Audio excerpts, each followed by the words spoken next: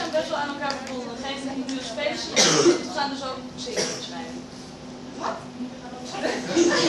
Wij gaan de kostuums maken, wij zijn verantwoordelijk voor de vormgeving. Hoi, ik ben Titus en ik speel Pinkerton. Ja, ik ben Anne, ik speel Butterfly. Vertel eens, wat vind je van dit project? Zeker eentje. Wij spel en mij maar ik wil voor Zijn jullie aan het doen?